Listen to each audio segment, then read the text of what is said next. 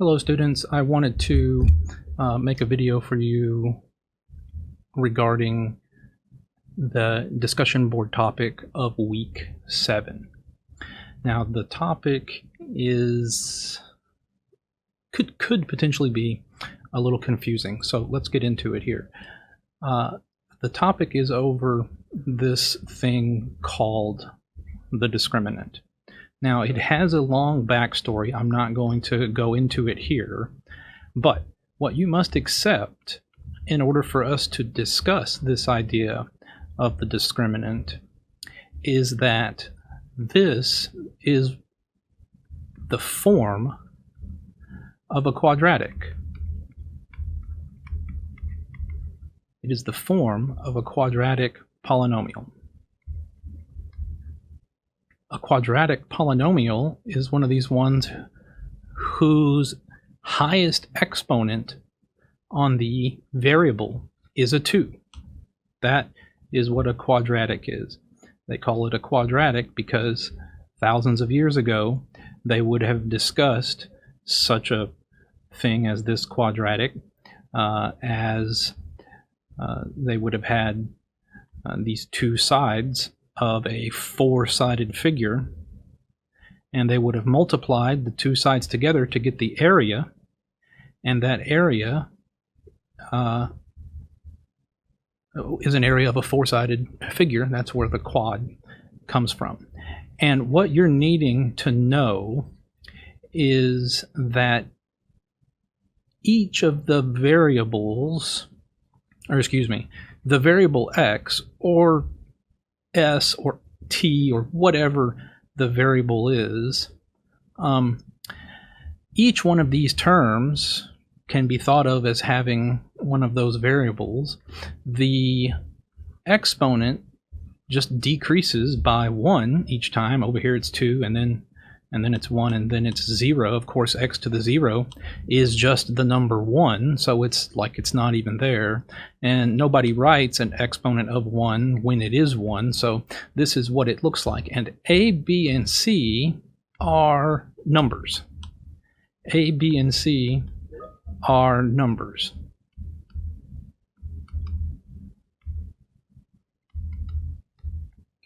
So, for example, I might have a quadratic that is 3x squared plus 2x plus 1. Then I can see that a is 3 and b is 2 and c is 1. All right, this is not the example I'm going to talk to you about. I'm going to talk to you about the single simplest possible example that we could study for this problem. I want to give you 3 different quadratics. X squared minus 1, x squared, and x squared plus 1. Now this one here in the middle that just says x squared, it could probably say plus 0.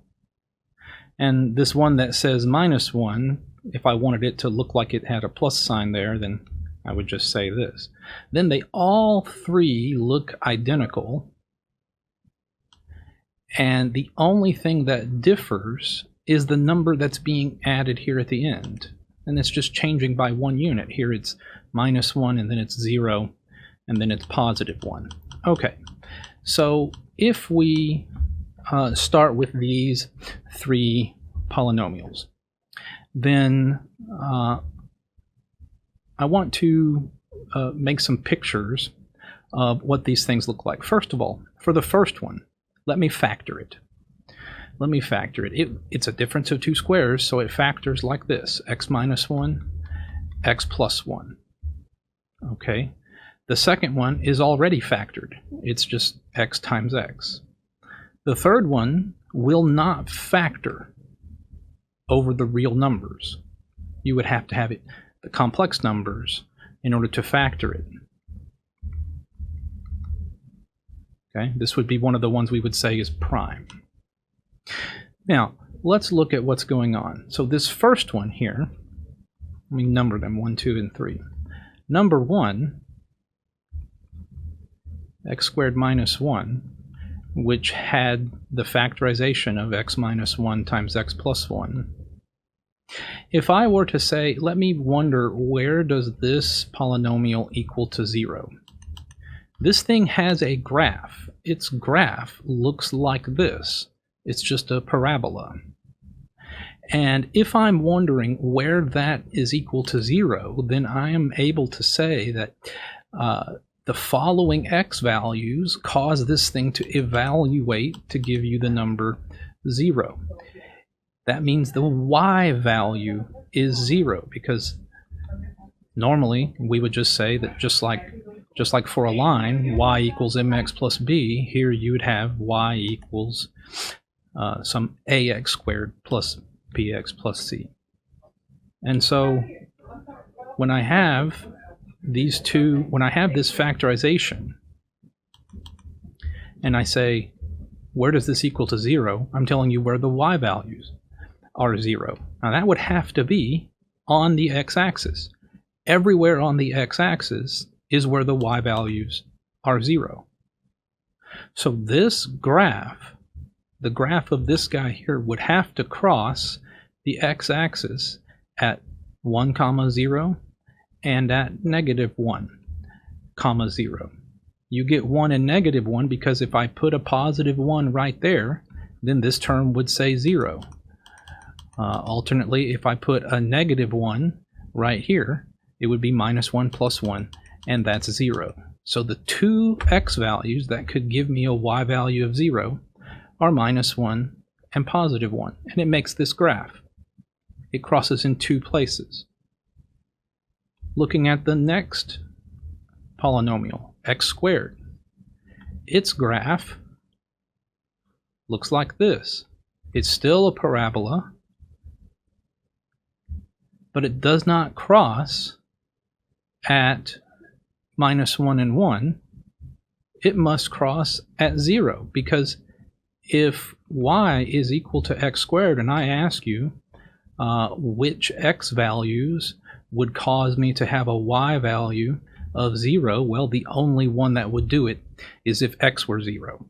So it crosses, it just comes down and touches the origin. Otherwise, it would look identical to the other parabola. It is the very same shape, it is the very same curve, but it has just been scooted up by 1 unit.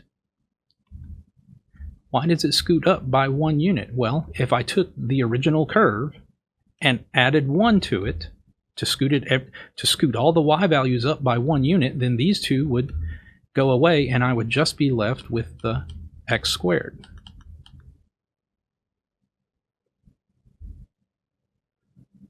Well, now you could imagine what's going to happen for x squared plus 1. It's also going to be the very same curve, but scooted up by another 1 unit. So this one here is x squared plus 1. Now that one does not factor, and because it does not factor, because x squared plus 1 does not factor, means there is no x values that would cause this to ever equal 0. That's why it doesn't cross the x-axis.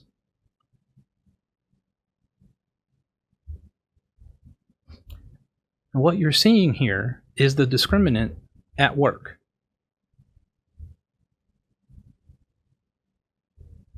When I look at x squared minus 1, it would have an a of 1, the b is 0, and the c is minus 1. Then b squared minus 4ac will have to equal to 0 squared minus 4 times 1 times negative 1. This is equal to 4, which is a positive number. That positivity tells you that you have two roots, two real roots. It means it will cross the x-axis in two places. Every time you have a positive discriminant. When we looked at x squared, it only touched in one place. And this one would have an a that's 1, b is 0, and c is 0. So b squared minus 4ac would be 0 squared minus 4 times 1 times 0, which is 0. When the discriminant is equal to 0, you have only one real root.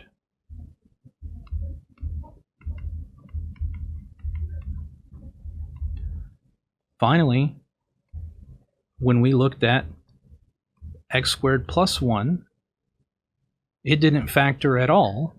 It didn't cross the x-axis. It's not going to have any real roots. Let's see what our discriminant looks like there. A is 1, b is 0, c is 1. So b squared minus 4 times a times c would be 0 squared minus 4 times 1 times 1, which is negative 4. That negativity tells you that you have no real roots. That's what the discriminant is doing. Now, what I would like for you to do is to come up with three polynomials, just like I did. Come up with 3 polynomials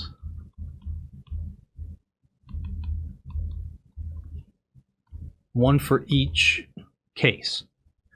Give me one that crosses in 2 places. Give me one that crosses in 1 place, or just touches it one time, and give me one that doesn't touch it at all. This is very easy for you to do. I want you to start with one that crosses in 2 places.